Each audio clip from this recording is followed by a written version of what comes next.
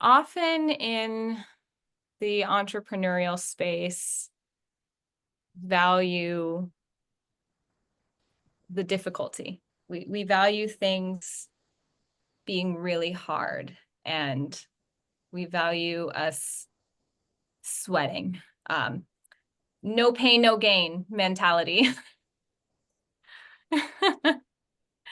And I think it's been really refreshing to experience this connection with you and this journey so far in co-creating a retreat together and then entering these different conversations, which I'm realizing is actually one big conversation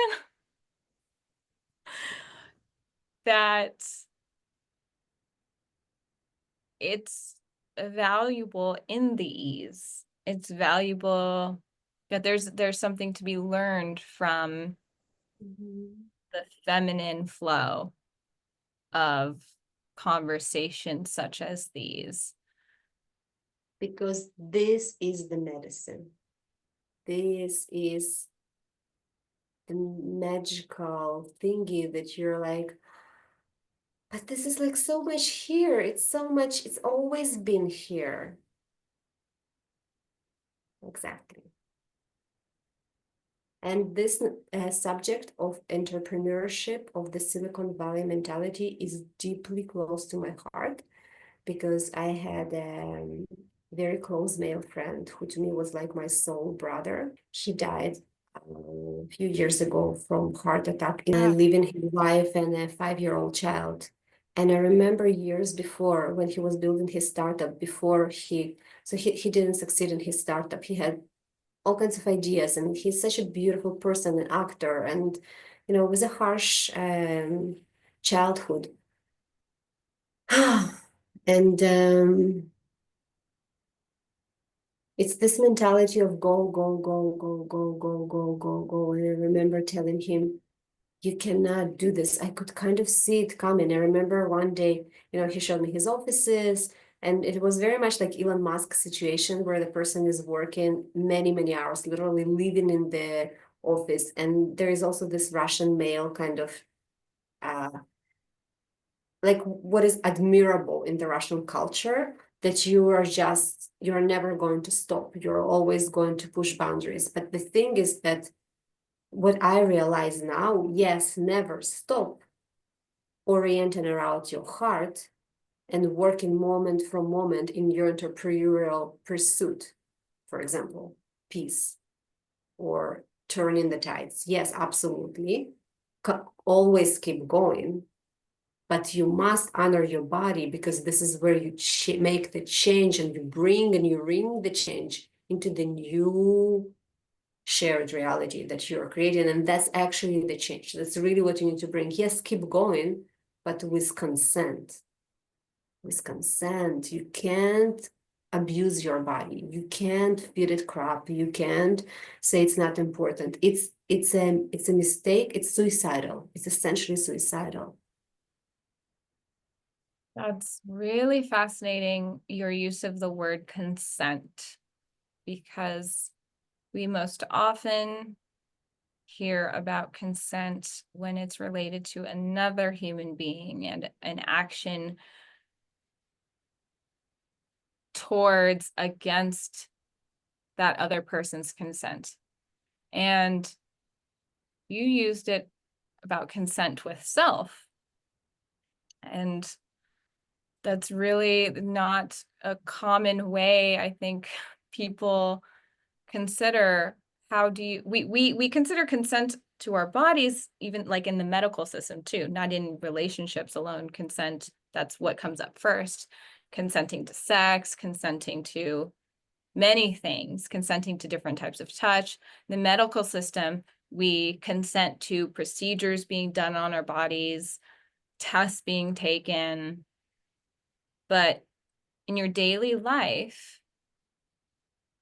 and your entrepreneurial life, how does your body give consent to working a certain amount of hours in a day? Did my body consent to working 5 evenings a week and also working on Saturday? And maybe in the moment, if we're not attuned to that, we don't know. We're just like, oh, I still have energy after I ate dinner. I'm gonna go back on log onto my computer and work for another 3 hours until 10 o'clock until I'm like tired, wake up at 7, do it all again. But guess what? That's my healing right now Huh? to do. That's my correction right now to do. That's my tikkun olam in my personal life. For sure, just it's just so deep. It's like this layers and layers, Awareness is almost like this archaeologist that is brushing off the clay, of the self that you can, yeah, just realizing all of these lies, yeah. Yeah, and I in the moment I thought when and I'm speaking from experience here, I was in a cycle of that for the last 3 months. And then Mhm.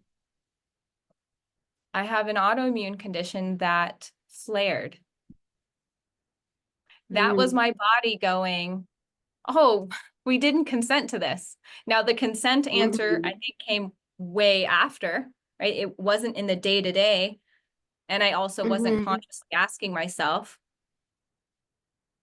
listening to my body, and I paid for it. I paid for it in my autoimmune condition flaring. I paid for it in weeks of pain. Then I went to the Mhm. doctor, and then I also paid for it in money because I went to the doctor, say, help me, something's going on. When what did my body need? It needed rest, it needed space, it needed movement. My hips were so tight from sitting at the computer. And all you really needed to connect to this was your awareness, which is free. The moment you have this, yes, you have to make an investment. And I invite everyone who is looking to make an investment in your well-being. Hire a coach. Bring yourself to that ability where you can be continuously self-aware, where you can learn to be in touch with your matter because it matters. I love that. Yes. Madre, madre, you're the medicine. The consciousness is the medicine. You are the body is the madre that we all need to heal. This is the time when a child, the one who, they were a baby, they went out, they're like, oh, wait a second. Now I'm like in like older. I can do stuff. Like my son is now 12 years old, so he's like, I can see him and Guy make like cooking dinner together, and they're learning that this is super nourishing and fun. And then I'm learning how to respect their boundaries, or like this growing children growing children who are going to know that they are one, who are no longer going to feel like I'm here alone, and you're there, and then that becomes into another sad, dark. The star becomes cold. That Mm. is right? Like if you are disconnecting. So we need to remember that the children, the new children, and I think that's what we are experiencing. I think the shift is happening because those kids who were raised in general in love and compassion, regardless where they are in the world, there are actually so many families like that. There are. And this is where the spirit anchors into humanity going on and evolving. This is like the spirit invests in us. And I think if we will keep delivering, the tides are going to be shifting.